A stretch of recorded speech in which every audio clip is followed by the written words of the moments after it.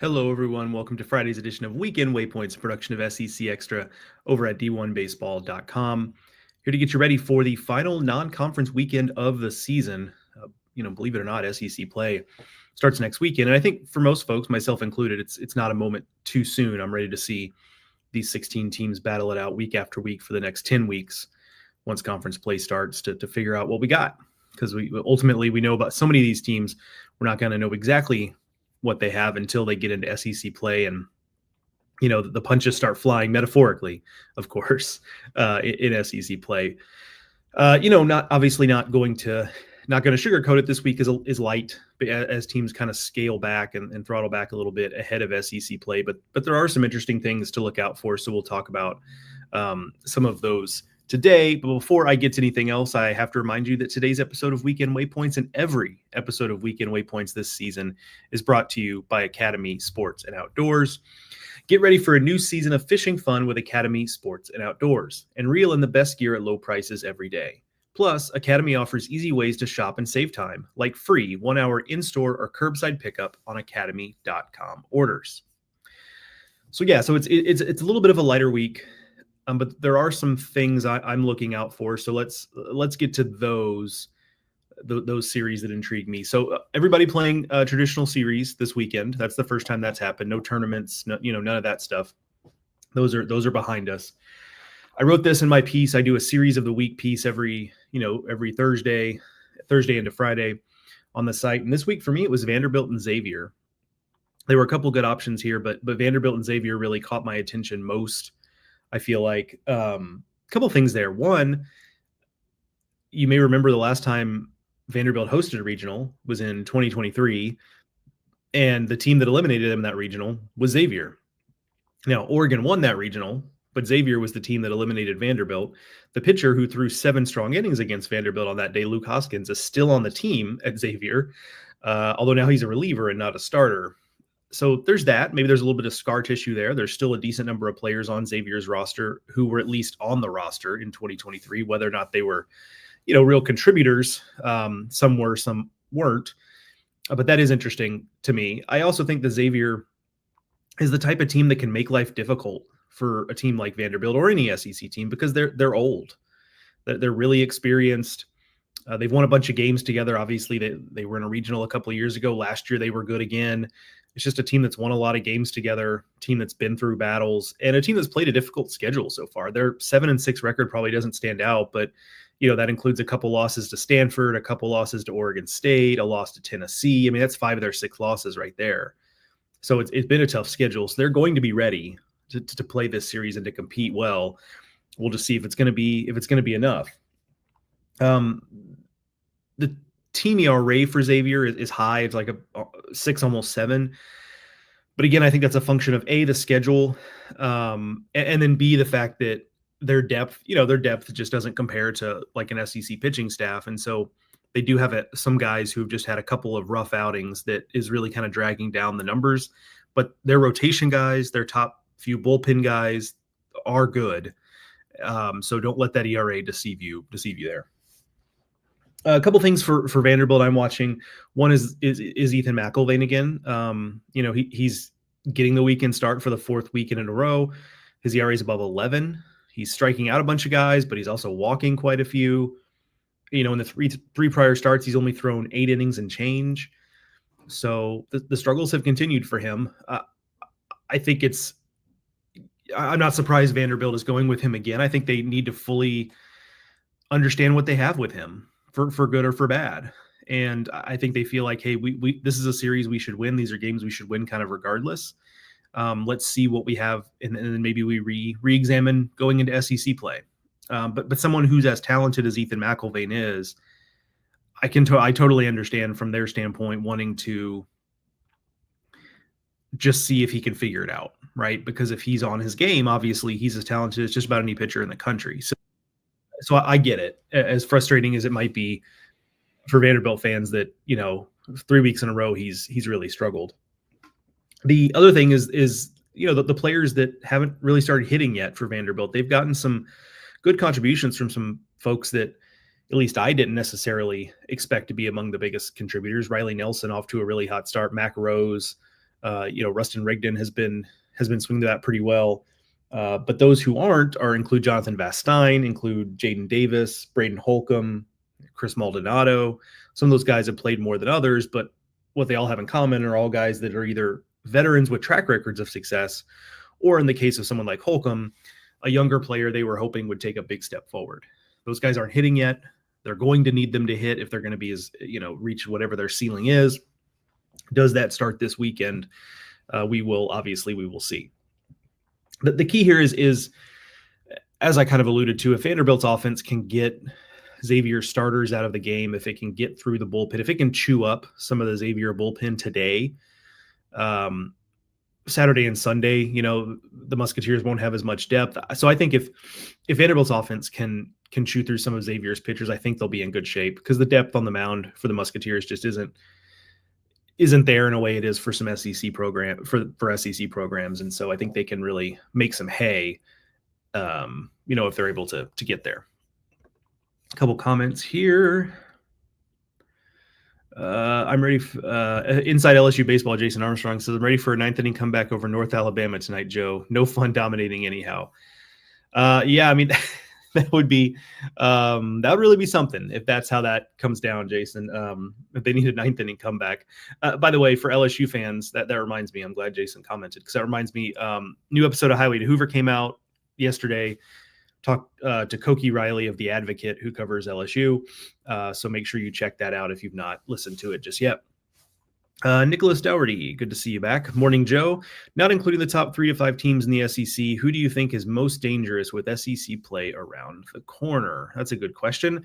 I really like what I'm seeing with Auburn. They still have some questions to answer on the mound. What is, how much do we trust Cade Fisher?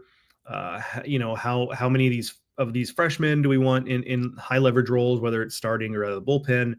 So there are some questions to answer still on the mound, but man, the offense has been better than I thought that they'd be good from the jump offensively. Anytime you start with Ike Irish and Cooper McMurray in the lineup, you feel pretty good about that. But the freshmen, Chris Rimbert and Bub Terrell and Chase Fralick have been great. Derek Fabian has performed well. Eric Snow, the transfer from USF, has performed well. And not all those guys will stay hot all the way through, obviously, but they have shown what their ceiling is offensively, and it's strong. So yeah, I'm looking forward to kind of seeing what they do as they get into SEC play, when obviously things get a little bit tougher, and see how they answer those questions on the mound. But right now, I don't have really any concerns about the way they're playing. Now, there's a reason we have them ranked. They were a team that I didn't quite know what to make of going into the season, but now they've shown that their ceiling is substantial. One of the other series I'm looking forward to this weekend is Kentucky and Wofford. A few things here too. I mean, one is that Wofford presents like a very specific challenge in that they play the game a little bit like kind of how Kentucky the last couple of years forced the SEC to play to deal with a different style of play, right? Kentucky, especially back in 2023, was really doing the inside game, the bunts and the hit and runs and the stolen bases and all that. They did a lot of it last year too, but last year they also had a lot more power. But Kentucky kind of forced the SEC to deal with a style of play you just don't see in the league very much. Well, Wofford kind of does a similar thing. They steal a bunch of bases. They hit for high average. They put the ball in play. They rarely strike out. On the mound, they don't have a ton of stuff, but they throw a bunch of strikes. They've got a bunch of different looks, low slot guys and over the top guys and guys that are slinging low 80s fastballs. It's just going to be different than what Kentucky will see. Certainly different than what they'll see in SEC play. And also Wofford's good. Like, it's not like they're out there like, getting away with it. Like, they were a regional team last year. They're consistently a very good team. I think they'll be good again this year. They're off to another hot start. So I think that's tricky. I am looking forward to seeing Nick McKay and Ben Cleaver in particular for Kentucky against this lineup. Two guys that have Cleaver's looked really impressive the last couple of weeks. Nick McKay is, since week 1, has looked strong. It's a really good 1-2 punch so far for Kentucky. This is a little bit of a step up offensively from a lot of the teams from the teams they've seen so far this season. I think Wofford's on another level from that. how do they deal with that lineup? Cole Hage, by the way, for Kentucky, that's a guy to watch for me who is just off to a torrid start for them, hitting 486 with 5 doubles, 3 home runs, and 9 walks compared to just 2 strikeouts. He's the Columbia grad transfer. He's been excellent. And Tyler Bell, the highly touted freshman for Kentucky, off to a strong start offensively, and that was kind of the question for him. We knew the defense would travel, but will he be able to be a solid offensive contributor from the jump? And I get that it's just non-conference play. We'll see against SEC pitching, but so far so good for him being a key part of the lineup from an offensive standpoint. So that'll be interesting to see. I'm intrigued by Kentucky just because because there's been higher profile series and tournaments every week. I haven't seen a ton of them yet, to be honest, but I'm looking forward to watching some of this series to try to get a better feel for what this team is. They're playing well. But we need to see more season go to see, how good is Belmont, how good is Lipscomb, right? Like to know how to feel about those first few weeks. It's going to take some time before we really know what to make of those, because we have to see what the opponent does against other opponents. But they're certainly taking care of business, and against non-conference foes, that's what you're looking for in the SEC, is taking care of business and getting into SEC play, feeling good about yourself. Playing well this weekend obviously would be part of that. Couple of other quick hitters. Ole Miss and Jacksonville State this weekend. Jacksonville State is 10-3. Their head coach is Steve Beazer, who was the head coach at Missouri up until a couple of years ago when Carrick Jackson took over. So obviously he knows the league. He's familiar with the level of play. Jacksonville State also plays a strong midweek schedule given where they're located. They've played Bama twice already. They've lost both times, but they've played Bama twice already. I'm interested in that. The hitter for Jacksonville State to watch from an Ole Miss perspective is Colton Hegwood. He's the guy you can't let beat you in the lineup for Jacksonville State. Jackson Phipps is off to a strong start of the mound. If that name sounds vaguely familiar, especially to those in Columbia, South Carolina, he pitched at South Carolina. He was there for 3 seasons, but only pitched in the 2023 campaign. 22 and 24, he did not appear. But regardless, he's off to a strong start for the Gamecocks. These Gamecocks, the Jacksonville State Gamecocks, this time around. Also, Oklahoma and Sam Houston State on paper looks like, hey, now that's interesting. I'm not so sure this time around. Oklahoma's playing great. That's part of it. But Sam Houston just doesn't look like the typical Sam Houston that we've come to know. I think that's a name that triggers people to say, oh, that's a good mid-major program. And for the most part, you're right. I just don't know that this year is going to be one of the years where that's the case. We'll see. But I think with the way Oklahoma's playing, I don't give the Bearcats a whole lot of hope there for winning even a game in that series. We'll see. One other thing to note,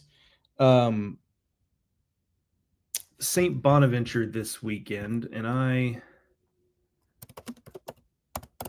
blanking on who. My apologies here. St. Bonaventure is playing Tennessee this weekend. Apologies to the Vols there, but yeah, so that's going to be a no contest series. Tennessee will handle business there, no problem.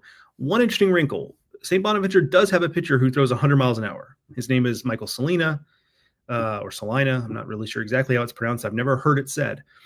Guy throws hard, and probably had opportunities to go play elsewhere in the offseason, but is back at St. Bonaventure, and so far he's pitched well this season. 24 strikeouts in 14 and a third innings, and obviously he's throwing gas up there. So, how long he'll stay in the game remains to be seen. How effective he is against Tennessee, because obviously 100 miles an hour to an SEC lineup is not as novel as it is for an A10 lineup that Saline is going to see in conference play. But an interesting wrinkle, because typically with a team like St. Bonaventure, you're not expecting to see an arm of that quality. And the Bonnies do have one. So fascinating to see that. I think he's scheduled to go Saturday for the Bonnies. So that'll be fun to watch. All right, folks, that's going to do it. I said it was a lighter week. I wasn't lying. But we'll be back. I'm sure. Here's the thing. Even when the schedule doesn't look great, I am sure there will be a ton of interesting things to talk about come tomorrow morning, come Sunday morning. That's just the way college baseball works. There will be upsets. There will be blowouts, but also in those blowouts, there might be incredible performances. So there will be plenty to talk about. I'm not worried about that at all. So looking forward to talking with you guys tomorrow morning and Sunday morning on Weekend Waypoints. I will talk to y'all then. Enjoy the baseball today, everybody.